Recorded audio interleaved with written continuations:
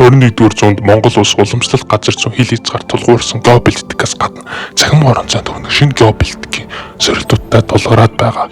Дижитал технологи, интернет хөгжлөөр улс орнууд хоорондын харилцаа шинээр шинжлэх ухаан бодлого болон хувирч байна.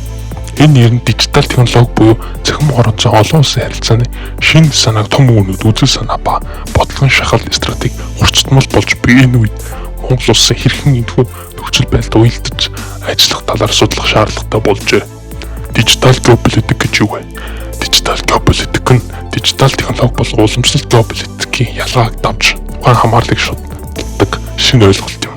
Тодорхойлбол дижитал технологиуд нь улс орнуудын харилцаанд хүч нөлөөний шинж чанарыг өсгөл мэт өөрчилж болно. Энэ гурван хүрээнд гурван гол асуудал үүсэж байна.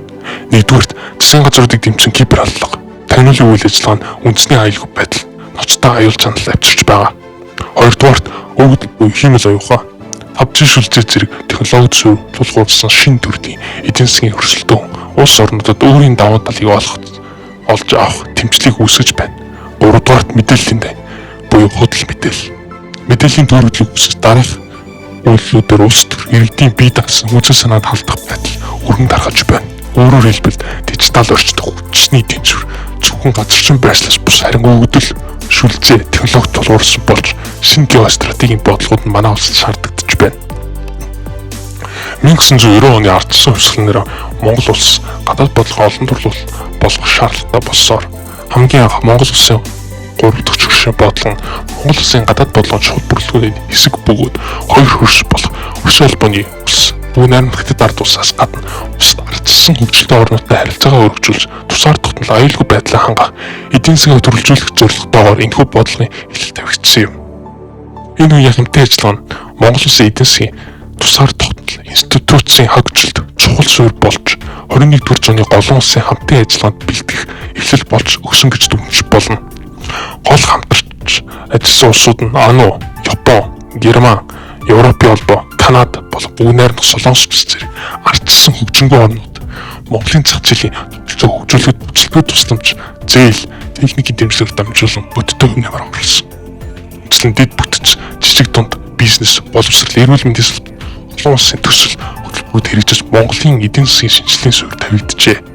Эдгээр дижитал хөгжлийн энэ үед анх шатанда байсан ч 3 дахь шүршүүдийн дэмжлэгээр төрийн байгууллагууд, ихтэй сургуулиуд, компьютер, тоног төхөөрөмжөөр хангагдаж 1998 онд интернетийн холболт үүсгэн дижитал шилжилтийн эхлэл болсон юм.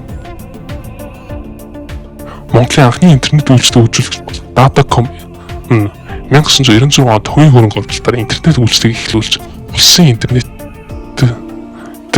бүтцийг бүрдүүлэхэд томоохон хувь нэмэр оруулсан.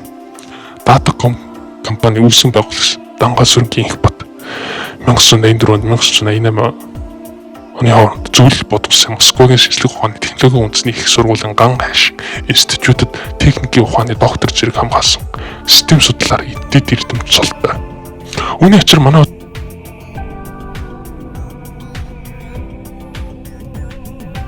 1996 оноос 2020 оны хооронд өгсөн ДНБ ногооноор 1.1 тэрбумаас 8.5 доллартаа хүрсэн.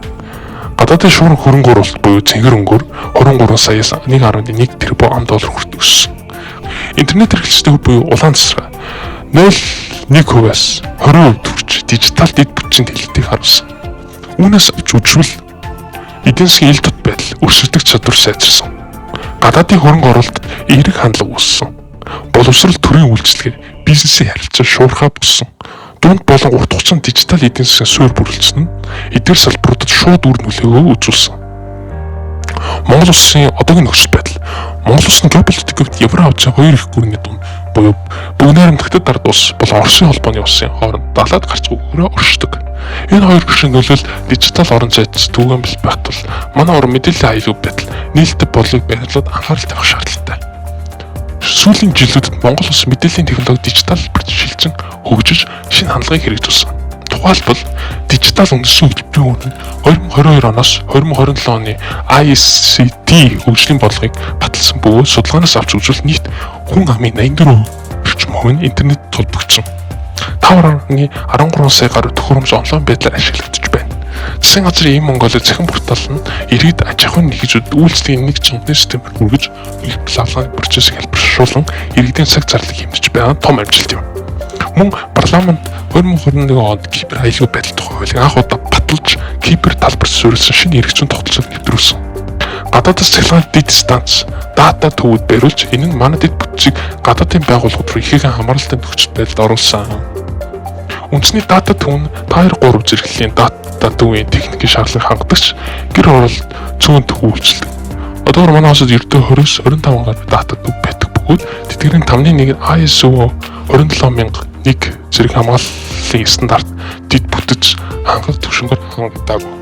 Үүнээс болж олон байгууллага мэдээлэл гадаадын клауд сервис үйлчилгээ болон хөрш орнуудын дата төв татгалздаг байдал нь манай орны үндэсний аюулгүй байдал албан нөхцөл хэмээн ажиглагдаж байна.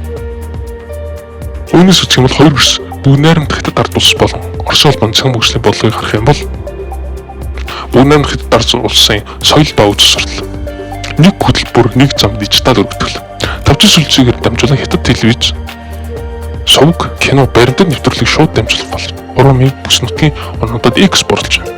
Үүнд China Global Television Network дижитал сувгууд болон IQ болон Tencent видео соёлын агуулга батдаг. Хоёрдугаар уламжлалт соёлыг шинжилнэ. Кино хөгжим дижитал формат хиттийн үндэсний уламжлалт удан сайхны бүтээл Penny Buzz, Хошин шог, Kung Fu театр гэх мэт 5G VR технологи ашигласан үзэгчдэд илүү амьд маягаар хүрдэг. Соёлын тагмуудын музей үзэсгэлэн 5G виртуал аялал болгож дэлхийн даяар сурталчилж байна. Үнэн бодит байдлаас хол зохиомжтой мэдээлэл.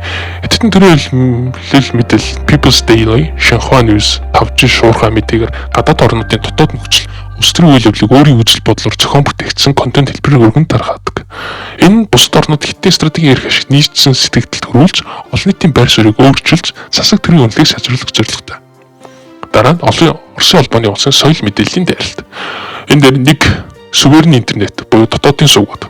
Оросын улбаны улсын Russia Today дижитал сувгуудыг 5G дамжуулан олон хэлээр тархан барууны хэвлэл мэдээллийн худал эсэргүүц үйлчлэл сурлыг дэлхийн болон хөрш орнуудын үзэгчдэд түгээдэг. Соёлын өв түүхэн томог үндэсний агуу ихийг өгүүлсэн сэдвээр баримт кино нэвтрүүлэг гаргаж өмнөх агуу оюун ухааны иргэн болон говшин тогтнох үнэт зүйлсийг сурталчилдаг.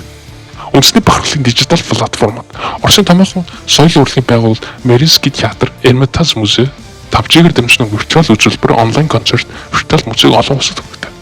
Үүний дагалдаа Оросын агуу соёлыг өвийг хамгаалах өрөөндөө үзэгчдийг үндэсний нэгтгэл талын зөрөгт эрүүл хайгуулаар уриалдаг. Түргэн харьцуулах юм бол Монгол улсад нийлдэг контент хүртээмж буюу Монгол улс 5G-гээр туршиж ихсэн дэлхийн хэмжээнд ашиглаж буй сошиал медиа, YouTube, Facebook, TikTok дээрх олон улсын контентуудыг чөлөөтэй үзэх, хуваалцах боломжтой. Монгол улс 21-р зууны дижитал эр нь дэлхийн хоёр шин супер хүчсэн буюу Хятад Оросын хооронд далаад гарч оршиж байна. Бид таасан замлаа сонгох шаардлагатай тулгарч байна. Хэрэг бид барууны технологи стандарт руу хит хажиж эхлбэл хурш хоёр орн маань сэтгэлзүүд Монголыг барууны талын гарч мэт ойлгуулж эдийн засгийн шахалт бүх соёл үзэл сурталын дарамтад өрчиж болцсогүй. Ийм хит туйлсрал нь бидний гадны бодлогын тоглоомын нэг хэсэг болгож үндэсний эрх ашиг аюулгүй байдлыг алдуулах эрсдэлтэй. Энд Монгол улсад өмнө ард хазаасан хоёр төрлийн аль аль нь унахгүй харин бие даасан олон тийш харилцаатай тэнцвэртэй байх зарчмыг баримталж Монгол брендээ тодорхойлох нь чухал. Дижитал геополитик салаанд бид өөрсдийн нэвтрүүлэг сүлжээ буюу технологийн тусгаар тоглолтын зарчмыг хэрэгжүүлж 5G, дата төв, кибер аюулгүй байдлын дэд бүтцийг зөвхөн нэг тоглогчоос хамаарахгүйгээр олон их үүсвэр нийлүүлэгч 5-аас 10 ямар ч талд хит дийлтэй бус байх болов баримтлана. Мөн иргэдийн хувийн мэдээлэл төрийн өндөр ачлал бүх өгөгдлийг дотооддоо бат бөх хамгаалах эрхцэн орчныг сайжруулж гадны нөлөөнд ис орох байдлыг хангах хэрэгтэй.